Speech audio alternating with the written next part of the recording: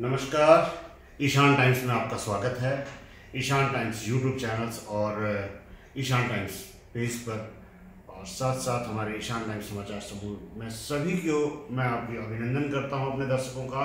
हम लोग हैं उत्तर प्रदेश के पूर्वांचल के गाजीपुर जिले के सैदपुर के वेद इंटरनेशनल स्कूल के अंदर और वेद इंटरनेशनल स्कूल का नाम जिसका हमने पूर्वांचल के अंदर सुना और वहाँ देखने का एक इच्छा थी कि हम लोग चंडीगढ़ से यहाँ तक चले गए और आने के बाद हमें इस स्कूल के अंदर बहुत सारी चीज़ें मिली।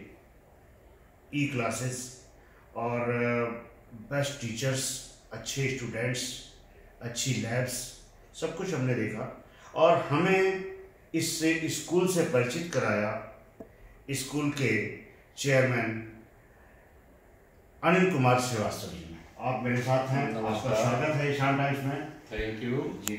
और मैं आपसे सवाल शुरू करूं, आपके बारे में बता दूं कि आप जो हैं कि उत्तराखंड सरकार के अंतर्गत एक अधिकारी, बहुत उच्च अधिकारी पद पर से रिटायरमेंट के बाद आपने दुनिया पहुंचती शहरों में ही घर बनाए, सब कुछ करें, लेकिन ये गांव की ओर रुख किए और गांव की ओर रुख करने के साथ साथ आपने यहाँ पर एक अच्छा स्कूल खोल करके बच्चों को और क्षेत्र को शिक्षित करने का काम किया। और सबसे पहले अनिल जी, आप अपने बारे में थोड़ा सा बताएं और उसके बाद फिर हम इसके स्कूल के बारे में कि किस तरीके से आपको ये सपना है और इस तरीके के स्कूल को खोलने के लिए ये ड्रीम कैसे हुआ। धन्यवाद, आपने अच्छा सवाल किया है। मैं देहरादून में पोस्टिंग थी मेरी और मैं बहुत बड़े पद से तो नहीं रिटायर हूँ, एग्जीक्यूटिव इंजीनियर के पद से रिटायरमेंट लिया है। बच्चे हमारे छोटे थे, वहाँ पढ़ रहे थे। पिताजी गाजीपुर में ही सेवा में थे। जब वो रिटायर हुए तो रिटायरमेंट के बाद मेरे पास गए, बच्चों को लेने के लिए कोई जा रहा था तो उन्होंने कहा हम भी चले जाएं साथ में। तो हम कहा जाइए। देहरादून की स्कूलिंग में छुट्टी हुई होती, लौट के आए घर पर। तो उन्होंने अपने ग्रामीण अंचल में बोला कि कहो हमहन कि यहाँ ऐसा स्कूल ना हो सकला। तो हम चुप हो गए क्योंकि हम जॉब में थे, बच्चे छोटे पढ़ाई लिखाई कर रहे थे। एक सपना था उनका, उनके जाने के बाद, गुजरने के बाद एक वक्त ऐसा आया कि इस स्कूल की स्थापना हुई। और अब रूरल एरिया डेवलपमेंट करने के लिए हमको हमारा गांव, अपनी तहसील, अपना ब्लॉक ही नियर बाई में होना था। मेरे पास एग्रीकल्चर लैंड थी, बैंक से हमने कुछ फाइनेंस वगैरह कराया और उसके बाद इस एक स्ट्रक्चर को खड़ा किया। सरस्वती माता की कृपा है और हमारे बड़े बेटे ने काफ़ी मेहनत किया। उनकी अच्छी उच्च शिक्षा, अच्छी नौकरी, और उनको कैसे आपने प्रेरित किया है? उनके मन में ये बात आई कैसे वो इसको करें और आपने उनके पीछे बैकअप दिया? प्यार तो मेरे बेटे का ही था कि इसको जो है, मतलब हमने अपने ग्रामीण क्षेत्र के विकास की बात की कि हमारा क्षेत्र कैसे डेवलप हो। क्योंकि यहाँ पर गाजीपुर जनपद जो है, एक समय था, कहने में मुझे अतिशयोक्ति नहीं हो रही है कि नकल के ही सहारे बहुत सारे बच्चे अदर स्टेट से आते थे गाजीपुर में इम्तहान देने के लिए। सरकार ने धीरे धीरे उस पर प्रतिबंध लगाया, डे बाई डे कसते गए और भी कड़ाई के साथ इस समय पेपर वगैरह करा रही है यूपी गवर्नमेंट की। और ये था कि हम कैसे बच्चों को ओवरऑल होलिस्टिक डेवलपमेंट कर सकें, उनका सर्वांगीण विकास हो, केवल किताब कॉपी से ही नहीं, उनके खेल कूद से, उनके मानसिक विकास से, उनके शारीरिक विकास से। तो ये सोच करके इस स्कूल की स्थापना हम लोगों ने किया। बेटे ने छोड़ा नौकरी तो आपको भी एक हुआ होगा कि नौकरी इतना अच्छा पैसा कमा रहा है, नौकरी छोड़ के यहाँ इन्वेस्टमेंट करना पड़ेगा, ऐसा कुछ? एक बार तो लगा था ऐसा, एक बार को ऐसा लगा था, लेकिन एक फैमिली मीटिंग हम लोगों ने आपस में घर में किया, परिवार में सब भाई बहन बैठ करके, और फिर ये हुआ कि चलिए ईश्वर हैं, माँ सरस्वती हैं, तो जैसा वरदान देंगे। उस स्कूल के लिए क्या ज़मीन खरीदी या अपनी खेती की ज़मीन ऑलरेडी थी मेरे पास, अपनी खेती की ज़मीन पर ही? और इसमें स्कूल के अंदर आपने जो इस तरीके से किया है, और अभी आज मैं जैसे आपके साथ विजिट कर रहा था, बच्चों के अंदर और टीचर्स के अंदर एक सम्मान, समर्पण और एक शिक्षा के लिए उनका एक ललक देखी, उसके लिए क्या आप भी यहाँ स्कूल में समय देते हैं? जब मैं सैदपुर में हूँ, अपने कस्बे में हूँ, तो सुबह हम आ जाते हैं और बच्चों के साथ हमारा बहुत अच्छा समय व्यतीत होता है। अच्छा। छोटी क्लास में आप नर्सरी LKG UKG में चले जाइए, आपको न डायबिटीज़ होगा, न ब्लड प्रेशर होगा, न कोई बुखार होगा। उनकी तोतली भाषा, उनकी निश्चिंतता की वार्ता वो आपको पूरा टाइम देती है। और मैं अपने रिटायरमेंट का एक अच्छा समय यहाँ पास करता हूँ। पास कर रहे हैं स्कूल के लिए अभी, और आगे आपका स्कूल डेवलपमेंट के लिए क्या सोचना है, किस तरीके से और होना चाहिए? मेरा तो वो ये सोच है कि ऐसा नहीं कि हम बहुत हाई फाई हों, कुछ हों, एक अच्छी शिक्षा दीजिए। Quality education must. अगर क्वालिटी एजुकेशन आप देते हैं तो हर पूरे समाज में आपका सम्मान है। आप अच्छी बिल्डिंग बना करके अच्छी शिक्षा न दें तो बेकार है। तो शिक्षा के साथ नाइंसाफी है। लोगों ने शिक्षा को व्यापार समझ लिया है। हाँ, वो सोच है लोगों की। उस पर क्या? शिक्षा का व्यापार तो नहीं बनाना चाहिए कभी भी। हम जो काम कर रहे हैं, ये सच पूछिए तो एजुकेशन का काम सरकार का है।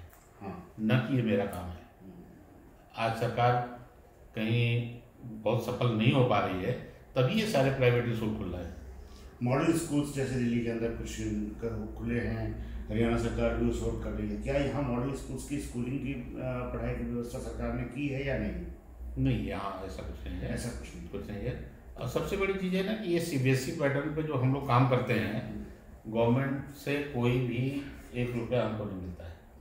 इन्हीं में से बच्चों की फीस से हम अपना सारा स्ट्रक्चर चलाते हैं, अपने टीचर्स को सैलरी देते हैं। इस रूरल एरिया में ट्रांसपोर्ट एक बड़ा टिपिकल जॉब है। बहुत से अभिभावक ये चाहते हैं कि हमारे बच्चे को मेरे घर में से ही उठा करके बस ले आए। हर जगह बस नहीं जा सकती है, तो उनको ये लगता है कि हम किचन से मतलब बच्चे को ले आए। सही बात है। ऐसा कर नहीं पाते हैं हम, संभव भी नहीं है। हाँ, है कि मतलब ठीक है, आप हमें बच्चा दीजिए, पढ़ाएंगे। जो भी हमारे पास 6 घंटे 8 घंटे रहता है। आपके स्कूल का जिस तरीके से नाम है, एक क्षेत्र में ये होता है जो पॉलिटिकली प्रेशर होता है बच्चे के एडमिशन के लिए, ऐसा भी कुछ मिलता होगा कभी देखने को? ऐसा नहीं है, हम पॉलिटिकल प्रेशर को नहीं अवॉइड करते। सीधी सी बात है, अगर बच्चा पढ़ने में अच्छा है और गरीब परिवार का है तो हम उसे पढ़ाएंगे। तो उसके लिए टेस्ट वगैरह लेते हैं? टेस्ट वगैरह लेंगे। टेस्ट लेने पे अगर वो मेरे है और मुझे लग गया कि वाकई ये एफर्ट्स नहीं कर सकता है, तब भी उसका वेलकम। पता क्या कि जब आप नर्सरी से लेकर के आगे बच्चे पढ़ा रहे हैं तो वो तो आपकी नर्सरी हो गई कि अपने हमारी पौधा आगे बढ़ रही है, पेड़ बढ़ रहा है। तो क्या जैसे दूसरे स्कूलों के बच्चे आना चाहते हैं और उसमें पॉलिटिकली प्रेशर, फलाने नेताजी, फलाने MLA साहब, फलाने MP साहब, या ब्लॉक प्रमुख जी, या फलाने साहब भाईजान जो कहलाए जाते हैं, वो तो ऐसा प्रेशर तो नहीं आता? आता है, लेकिन अगर बच्चा अच्छा है तो हम लेंगे, नहीं अच्छा तो नहीं लेंगे। तो इस तरह का आप लोगों को झेलना पड़ता है यहाँ भी प्रेशर, पॉलिटिकल झेलना पड़ता है। और मेरा एक सवाल ये भी है कि जिस तरीके से यहाँ पर आप एजुकेशन को लेकर के और सब चीज़ कर रहे हैं, आपके विद्यालय को कुछ पुरस्कार मिले हैं राष्ट्रीय स्तर पे और प्रदेश स्तर पे। अभी तो उसमें कुछ क्या अभी रिसेंटली जो है गवर्नमेंट ऑफ इंडिया के आई थिंक कि 4-5 डिपार्टमेंट, उसमें नीति आयोग भी है, भारत सरकार के इससे मिल करके हमारे स्कूल को 3 अवार्ड्स प्राप्त हुए हैं। अच्छा। Best principle of the school, best administration of the school and best CBSE school का। ये तीनों अवार्ड्स लखनऊ में होटल रेडिसन होटल में जो है इसको अभी जल्द ही मिले हैं। जी। अच्छा, ये तो बड़ी क्या नाम है, खुशी की बात है। आपको पहले उसके लिए बधाइयाँ। और साथ साथ इससे देखा जाए कि मैंने आपके यहाँ लाइब्रेरी में एक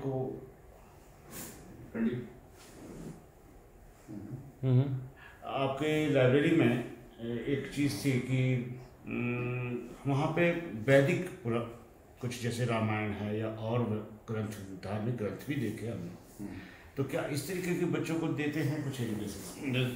संजय जी, हमारे यहाँ आप अगर महसूस किए होंगे तो स्कूल का नाम है वेद इंटरनेशनल स्कूल, हमारे 4 हाउसेस हैं, वो वेद के नाम पे हैं, ऋग्वेद, अथर्ववेद, सामवेद। मतलब हमने ब्लू हाउस, रेड हाउस ये नहीं किया है। ओके। और सभी वेदों के बुक्स हमारी लाइब्रेरी में हैं। अपने बच्चों को भी हम लोग मोटिवेट करते हैं। हमारे यहाँ आपको लाइब्रेरी में रामायण भी मिलेगा, गीता भी मिलेगा।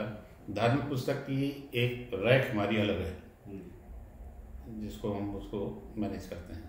क्या ऐसा तो नहीं आता कि एक रिलीजन्स के ही बच्चे आते हो या अदर रिलीजन्स? नहीं, हमारे मल्टी रिलीजन्स। हाँ, अभी मुस्लिम सभी हमारे बहुत मतलब बीर अब्दुल हमीद का नाम आप सुन ही रहे हैं, और उस एरिया से तमाम मुस्लिम बच्चे हमारे पास हैं, सभी वर्ग के हैं। ये जिस तरीके से एक 4 दीवारी के अंदर बच्चों को सब कुछ लिखना, शिक्षा देना और शिक्षा के लिए इस तरीके के कार्य करना, कि जो कि स्वामी सहजानंद जी का जन्मदिन अभी कुछ दिन पूर्व शिवरात्रि के दिन गया है, और उनकी एक थी कि हर घर में शिक्षा हो, हर व्यक्ति शिक्षित हो। तो उनका एक ड्रीम था हर कृषक आगे बढ़े। आप इसका एक किसान भी हैं, उस पर भी थोड़ा सा बताइए कि आप खेती भी करते हैं, क्या करते हैं, कि कितना खेती से भी करते हैं? ऐसा नहीं कि भाई कायस्थ में हो गए या श्रीवास्तव जी लगा है तो खेती नहीं करते होंगे, ऐसा तो नहीं? हमारे पूर्वजों का दिया हुआ जो है, ऑलरेडी हम लोग के पास एग्रीकल्चर लैंड्स ठीक ठाक हैं। और हम बहुत अच्छी अपनी फार्मिंग करते हैं। वीट्स, पैडी जो भी है, अरहर है। अभी आप मेरे घर जाएंगे तो आप फार्मिंग और टोटल फार्मिंग हो रही है, वो सब चीज़ें हम मैनेज करते हैं। एक किसान के घर में ही हम लोग पैदा हुए हैं, ग्रामीण क्षेत्र में रहे हैं। तो ये अंचल है हमारा और इसको हम मैनेज करते हैं। तो इसमें एक क्वेश्चन, एक और चीज़ पूछना चाहूँगा, जिसमें कि आप इस एरिया में आपने जब स्कूल खोला है, इंटरनेशनल स्कूल के नाम से खोला है, और जो देखा जाता है कि मॉडर्नाइजेशन के नाम पे बच्चे जो हैं वो अलग ही तौर पे सोच रखते हैं। अपनी धरती से जो एक खेती का जिसको चाह होती है वो भी छूट रहा है, लोग बाहर की तरफ जा रहे हैं, ग्रामीण इलाकों को छोड़ रहे हैं। तो क्या वेद इंटरनेशनल स्कूल उस चीज़ को भी आगे बढ़ावा देता है कि हाँ तुम लोग वापस आओ, खेती की तरफ बढ़ो, पौधे लगाना, ये सब चीज़ें क्या के लिए आप लोग करते हैं? अपने कैंपस में अगर हम आम का या आंवले का एक पेड़ भी लगाते हैं तो बच्चों से ही लगवाते हैं। अपने गमले में फूल पत्ती भी लगवाते हैं, तो प्लांट्स हम भले बाहर से मंगा लेते हैं, लेकिन उन बच्चों के द्वारा ही हम उनको जो है ग्रोइंग कराते हैं। उनको सिखाते हैं कि कहाँ तुमको मेन्योर देना है, कहाँ फर्टिलाइजर देना है। जस्ट फॉर एग्जाम्पल मान लीजिए कि एक आम का पेड़ लगा रहे हैं, तो उनको बताया जाता है कि उसमें देखो ये नोड है, ये इंटर नोड है। उनके टीचर्स होते हैं, बच्चे रहते हैं, ये लीफ है, ये वेन्स है, ये सब चीज़ें उनको समझाई जाती हैं। तो बच्चे बहुत हैप्पी हो गए। हम फिर उनसे कहते हैं कि जब तुम मान लो अभी 6th क्लास में हो, 6 साल बाद तुम हमारे यहाँ से चले जाओगे, तो इस आम में जो पेड़ लगेगा इसका आम खाने के लिए आना। एक जो हम लोग सोचते हैं वो सब चीज़ें कैंपस के अंदर मिलता है। वेद इंटरनेशनल में आपने हमसे बात की, उसके लिए धन्यवाद। और हमें बुलाया आपने इतनी दूर से, और हमें भी कुछ देखने सुनने आप चंडीगढ़ से चल के आए, मोस्ट वेलकम है। और चाहेंगे कि बीच बीच में आप आते रहिए, कुछ हम लोग के लाइन में गाइडलाइंस हो आप बताते रहिए, हम वेलकम करते हैं। धन्यवाद।